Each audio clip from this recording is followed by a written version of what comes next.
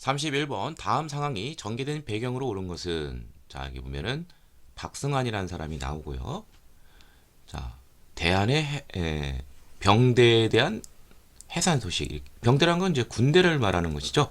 바로 대한제국의 군대 해산하고 관련된 이제 문제가 되겠습니다. 그래서 군대 해산이 이제 1907년 있었는데 이거 관련된 것이 바로 한일 신협약.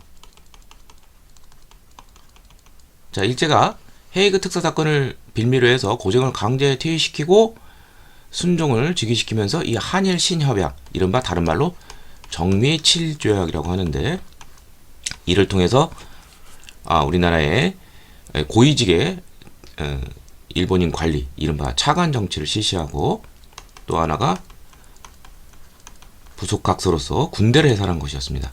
자, 그래서 정답은 1번이 되겠고요. 일제가 백오인 사건을 조작하였다. 이거는 이제 그 한일 병합 이후인 1911년 신민의 해체와 관련돼 있죠. 애국개몽난제 비밀결서 형태. 예. 그 다음에 초대 총독으로 데라우찌가 부임하였다. 이건 이제 한일 병합 조약이 되겠죠. 1910년 8월 한일 병합 조약으로 일제 식민지가 되어 36년간 있게 되죠. 기후각서가 일제 강압에 의해 조이다. 사법 형옥에 관한 업무 이거를 일제에 넘긴다는 이 기후각서, 이거 1909년에 있었죠. 그 다음에 일진회가 한일 합방을 촉구하는 친일단체 성명을 발표하면서 결국 한일 병합조약이 있게 되죠. 자, 관련된 것은 군대에서 관련된 것은 정미 7조약이고요. 이때 박승환 대대장이 자결을 하게 되었습니다.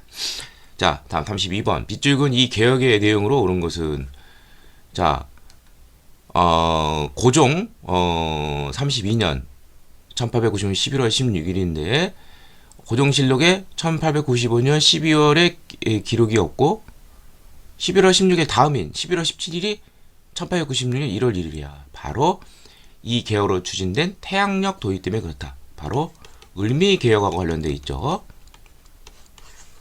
예. 자, 이 을미개혁의 내용. 자, 을미개혁은 뭐 이렇게 많은 내용은 없지만 우리 일상생활에 어떤 큰 파문을 많이 일으킵니다. 가장 중요한 것이 바로 이 태양력. 그 다음에 이제 연호에 있어서 이제 그 1차 갑오개혁 때 이제 개국이라는 이제 기년 1년 단위의 1391년 1년으로 해서 이렇게 썼는데 이제는 이제 구체적인 연호를 사용하게 됩니다. 어느 정도 이제 청에 대해서 이제 청일전쟁에서 이겼기 때문에 이제 간섭에도 벗어났다고 생각을 했기 때문에 그래서 건양이라는 연호를 사용하고요. 그 다음에 이제 큰 파문을 입은 것이 단발령이라는 게 있죠. 머리를 자르는 거, 뭐 등등등등, 뭐 우편제도라든지 또 종두법, 의학에 있어서는 뭐 이런 거 실시라든지. 자, 그래서 정답은 3번이 되겠고요. 지계 암호를 대한제국이 이제 1901년 설립을 해서 근대식 토지 소유 문건인 지계를 발급했습니다. 그 전에 1898년에 양지 암문을 설치를 해서 양전사업 토지 측량을 했고요. 네. 그 다음에 대한국 국제를 1899년 이제 발표함으로써 전제 군주제임을 대한제국이 표방을 했고 개혁 추진 기구로 교정청을 양력으로 1894년 이제 그 6월에 당시 이제 동학농민운동 전조화약을 통해서 개혁을 약속을 했기 때문에 우리 자체적으로 개혁을 추진해서 교정청을 설치했는데 일제가 이제 경복궁을 무력 점령하고 군국기무처를 강요를 해서 이 군국기무처를 통해서 1차 갑오개혁이 있게 됩니다.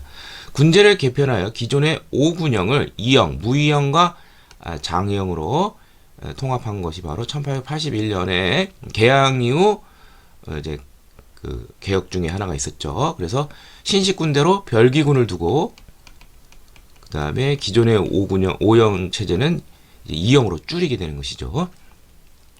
자, 그래서 정답은 3번이 되겠습니다. 33번. 밑줄근 이것의 민족운동으로 오른 것은, 자, 여기 보면은 사진만 보고 결혼했다. 1903년 이곳에 가셔서 타상수수 농장 호놀룰루, 하와이주의, 미국 하와이주의 주도가 되죠.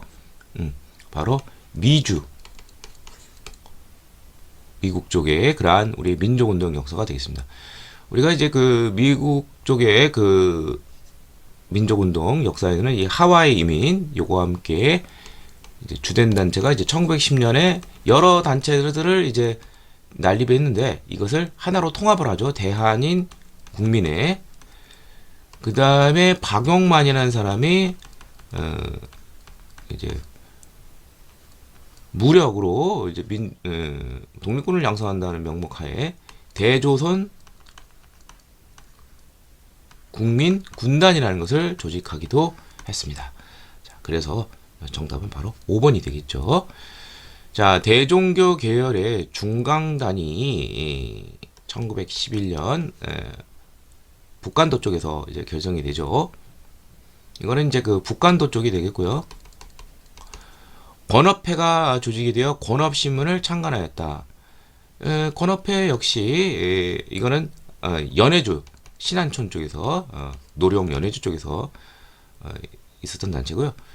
권업회, 그 다음에 대한 광복군 정부, 이 두 개는 꼭 알아두시고요.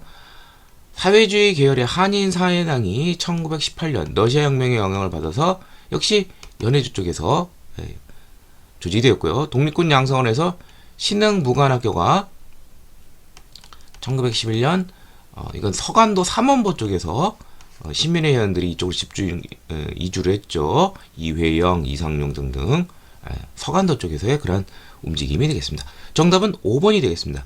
34번 다음 기사가 나오게 된 배경으로 적절한 것은, 자, 아무리 그렇다고 해서 이러한 통치 방식은 우리 조선인을 기만한다. 그건 뭐 이거 문화 통치죠. 그래서 1920년대에 들어서면은 일제는 3.1운동에 우리 민족의 강력한 저항에 부딪히면서 이제 뭐 이런 식으로 총독의 임명공의를 확장해서 뭐 문간 총독이 가능하다. 실제로는 된 적 없죠. 지방자치제를 실시한다 하면서 이제 일제 협력적인 부유한 사람들만 이제 끌어당기고요. 문화적 정치의 기초를 일반다. 바로 3.1운동의 그러한 강력한 저항인 것이죠. 1919년. 자, 조선 사상범 예방 구금령. 이거 좀 센 거죠. 예방 차원에서 사상범들은 미리 구속을 시켜버리는 것이죠. 이거는 이제 민족 말살기 1941년에 있었던 일이고요. 부나로트 운동이 동아일보를 중심으로 대학생 또는 이제 그 전문학교 학생들이 방학 때 농촌에 가서 낙후된 농촌을 개목시키려는 그런 운동이죠. 이건 1931년부터 있었고요. 아직 이제 중일전쟁 이전이니까 좀 다르고요. 조선 노동총동맹과 조선 농민총동맹이 노동쟁의 일환으로 이제 각각 설립이 된 게 1924년인데 27년이죠. 27년. 그 전에 1924년에는 조선 노농총동맹으로 결합이 되어 있었는데 분리가 된 거죠. 내선 일체를 강조한 황국 신민의 서사의 암성이 강조다. 이건 중일 전쟁의 배경에서 황국 신민화 교육, 민족 말살기의 전형적인 모습이죠.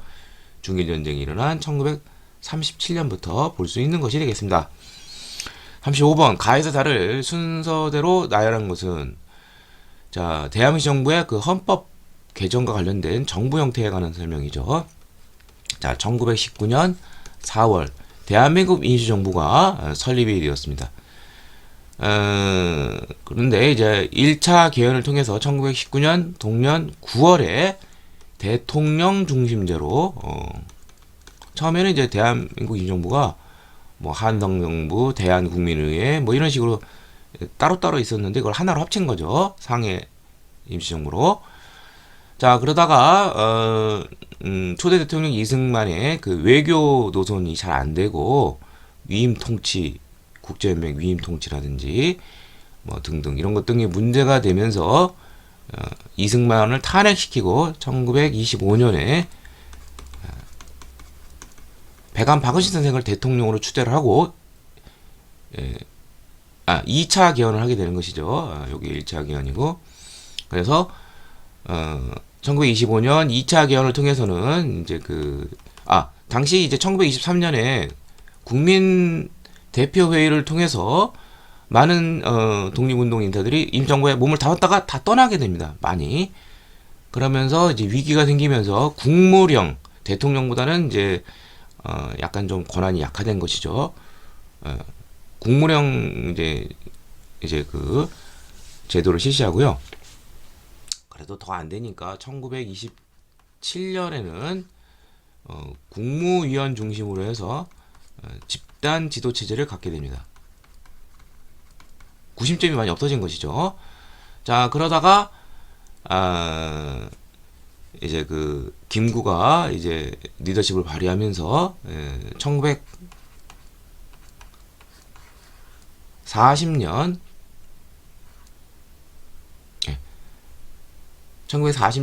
이제 그 충칭에 정착을 하면서 강력한 단일 지도 체제, 바로 주석제로 바꾸게 됩니다. 김구 주석. 그리고 1944년에는 그러니까 이게 27년이 3차, 이게 4차가 되겠고, 마지막 이제 5차는 이제 1944년에 이제 임정, 그리고 임정의 그 야당인 한독당과 라이벌인 이제 그 의열단 중심으로 했었던 이제 민혁당이 있죠. 민혁당 계열이 이제 들어오게 되면서 이제 이제 김구, 그다음에 김규식의 주석, 부주석 집단 지도 체제로 주석 부주석 체제로 이제 바뀌게 됩니다. 자, 그럼 하나씩 보도록 하죠. 국무령의 이상용이 취임하다. 이상용 시기는 1925년에서 1927년 요 사이가 되겠죠. 그 다음에 대일 선전 성명서를 발표하다. 이거는 이제 태평양 전쟁 발발하고 관련됐죠. 태평양 전쟁이 진주만 기습으로 일본이 1941년 12월 7일에 발발하고 그 다음 날에 이제 임정도 성명서를 발표합니다. 자, 그 다음에 장사에서 꽝 쪽으로 청사를 이전하다. 자, 상해 임시정부가 1932년 4월 윤봉길 회사의 상해 홍코공원 의거로 일본에 의해서 압박을 받게 됩니다. 하필 상해에 있으니까.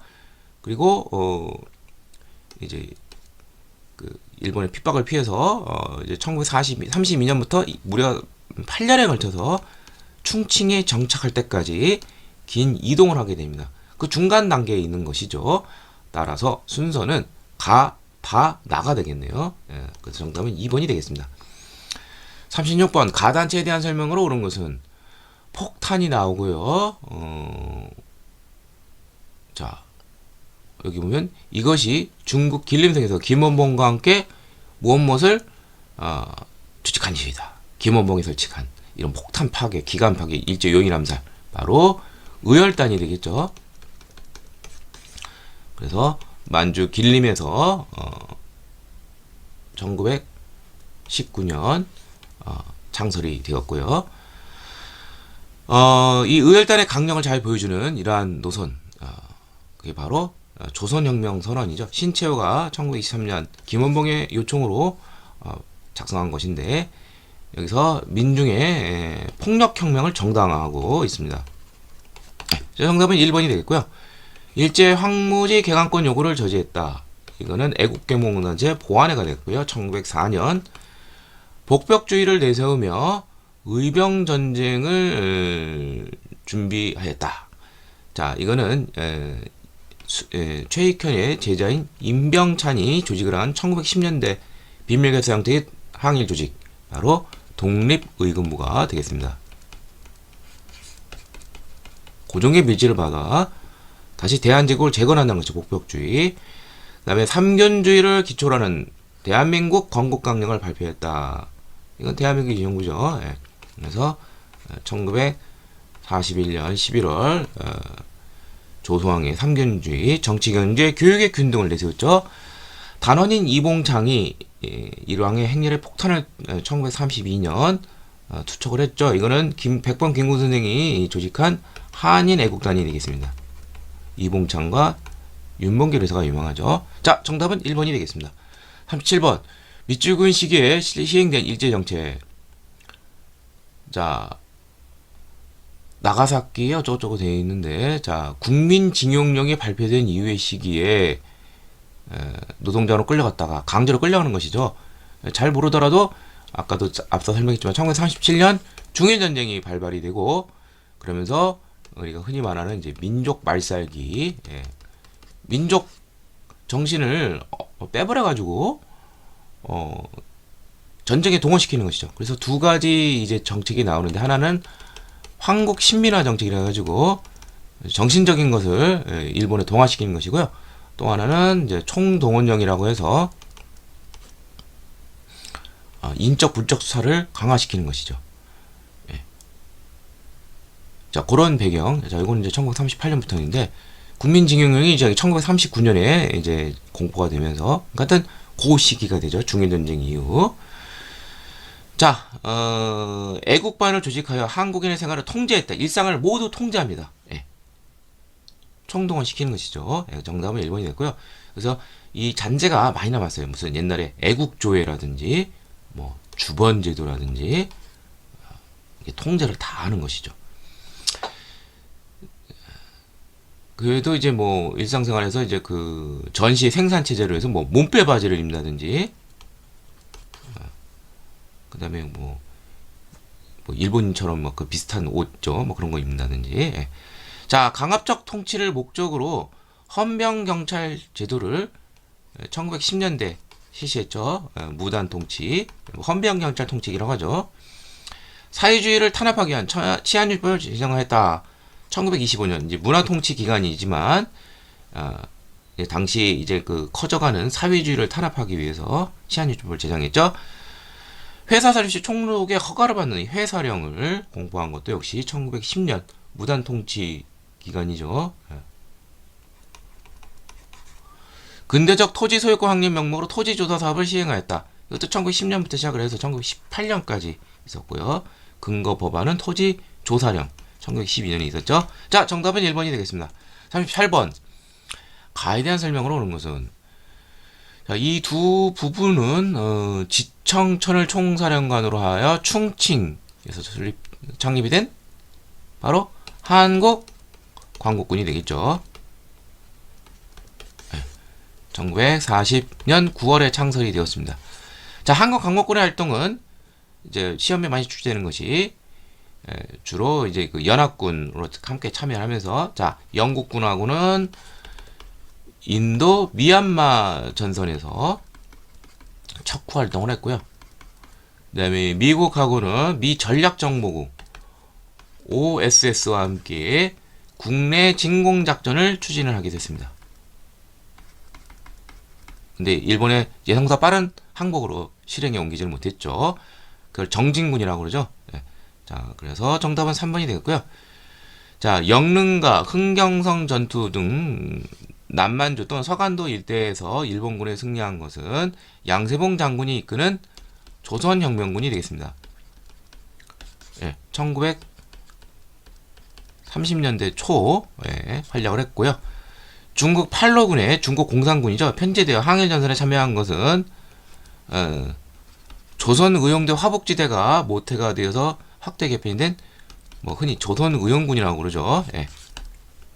다음 중국 관내에서 결성된 최초의 한인 무장부대 1938년 10월 무안에서 결성이 된 것이 중국 국민당의 지원을 받아서 바로 조선의용대가 되겠습니다.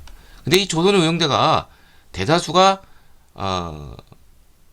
중국 공산군이 있는 팔로군이 있는 화북 지역이 예난으로 이동하면서 조선의용군으로 바뀌고, 김원봉과 분대는 후일 이제 한국 광복군으로 편입이 되죠. 간도 참변 이후 밀산에서 집결하여 자유시대로 이동하였다. 바로 대한 독립군단이라는 조직체가 되겠는데요. 이게 1921년 1월에 결성이 되는데, 자, 이거는 청산리 대첩에서 만주 간도 쪽에 있던 독립군부들이 다 힘을 합쳐서 승리를 했었죠. 그러다가 이제 그 간도 참변으로 근거지에서는 이제 활동이 힘드니까 당시 소련, 소련이 이 독립군의 활동을 지원한다고 하면서 이쪽으로 오라고 그래서 자유시로 갔어요. 그를 위해서 조직한 게 바로 대한독립군단이고 서해를 총괄했습니다. 과거 그 앞서 문제 나왔던 중강단을 이끌기도 했던 북로군 정서의 최상위권에 있는 인물이죠. 갔는데 이제 그 소련 적군에 의해서 강제 무장을 당하는 과정에서 많은 독립군들이 희생을 당하였습니다. 그게 바로 자유시 참변이죠. 자, 정답은 3번이 되겠고요. 39번. 다음 자료 상황이 나타나게 된 배경.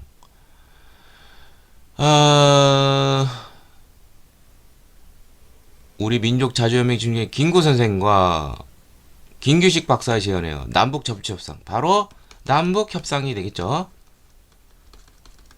1948년 4월 이렇게 되는데 이것이 나오게 된 배경은 자 1948년 2월 자 그 전에 이제 그 모스크바 삼국 외상회의에서 미소 공동의원으로 한국의 임시정부 수립을 해서 논의를 해봤지만 결렬이 되면서 좌우간의 대립을 벌어서 결국 이 문제가 미국에 의해서 유엔으로 상정이 되고 유엔에서 1947년 11월에 남북 간 인구 비리에 의한 총선거 실시를 결의를 했는데 북한과 소련이 거부를 하자 유엔 소총회에서는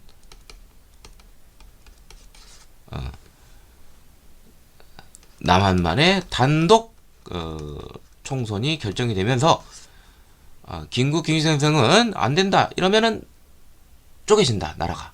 그래서 북의 지도자인 김일성 김두봉과 협상을 해서 통일정부를 수립하자 이제 이런 내용이죠. 자, 그래서 정답은 바로 3번이 되겠습니다. 자, 나머지 보죠. 허정과도정부에서 헌법이 개정이 됐다. 이게 바로 이른바 제2공화국 헌법이죠. 1960년 6월에 이제 그 3차 개헌이 되는 것이죠. 바로 내각 책임제 개헌이 되면서 그 결과 이제 장면 정부가 들어서게 되고요. 통일 주체 국민에서 대통령이 선출이 되었다. 1972년 유신 헌법과 관련된 것이죠. 박정희 장기 독재가 열리게 되고요. 유상매수 유상무매 농지개혁법이 1949년 6월에 제정이 되었죠. 국가보안법 개정안을 통과시킨 보안법 파문이 1959년 이승만 정부의 반공을 명분으로 한 야당 뭐 이런 쪽 계열의 탄압이 되겠죠. 정답은 3번이 되겠습니다. 40번 가와나 사시에 있던 사실을 옳은 것은 자 미국의 정책에 있어서 태평양 지역 방위선은 알류산 열도에서 일본 거쳐 오키나와 필리핀 군도로 이어지면서 대한민국이 제외되는 이게 바로 이른바 에치슨 라인 선언이죠. 이게 1950년 1월에 발표되면서 미국의 보고에서 이제 멀어져 가니까 북한의 남침 야욕을 자극시켰죠. 자, 상호적 합의에 의한 미 합중국 육군과 해군 공군은 대한민국 영토나 그 부분에 배치하는 권리를 대한민국은 허락해주고 미 합중국은 수락한다. 이게 바로 한미 상호 방위 조약이 되죠. 이게 바로 6.25 전쟁이 끝난 다음에 이승만 정부의 강력한 요청에 의해서 이게 체결이 됐죠. 이것은 현재 그 우크라이나 사태에서 볼 수 있듯이 유엔의 그 결의도 필요 없어요. 공격을 받으면 미국은 자동 개입이 된 것이죠. 그럼 요 사이에 올 수 있는 거, 뭐 6.25 전쟁이 되겠죠. 그럼 여기서 6.25 전쟁 관련된 거 바로 5번이 되겠죠. 거제도 포럼 쓰던 방공포로가 석방이 되었다. 이게 바로 한미 상호 방위 조약을 체결하게 된 원인이 되는 것이죠. 1953년 6월에 했는데 추전협정 한 달 전이에요. 자, 이 방공포로를 석방을 하면서 그 전에는 이제 자기가 원하는 것이 아니라 원래 있던 나라로 돌아가야 되는데 난리가 난 거죠. 중국은 뭐 다시 전쟁을 계속 더 하겠다. 미국은 이거를 막기 위해서 이승만을 달려야 되겠죠. 그래서 강력한 그 어떤 뒷받침이 돼야 된다. 이승만 정부가 요구를 해서 이 한미 상호 방위 조약이 체결이 된 것입니다. 전 세계에서 이러한 희한한 조약은 없죠. 최고 강자와 약자 간이 이렇게 대등하게 된다는 조항은 참 특이한 일입니다. 자, 좌우합작위원회가 출범하였다. 1946년 7월 이승만의 정읍 발언, 남한만의 단독 총선 이거에 반대하는 진영인 중도 좌우의 여운형 김규식이 바로 좌우합작위원회를 출범을 하고 미 군정이 지원까지 받았죠. 여수 순천 11구 사건이 일어났다. 이건 대한민국 정부 수립 이후죠. 1948년에 있었는데 10월달 군대 내에서 이러한 좌익들의 폭동이 일어난 것이죠. 그게 아니라 그 1948년에 있었는데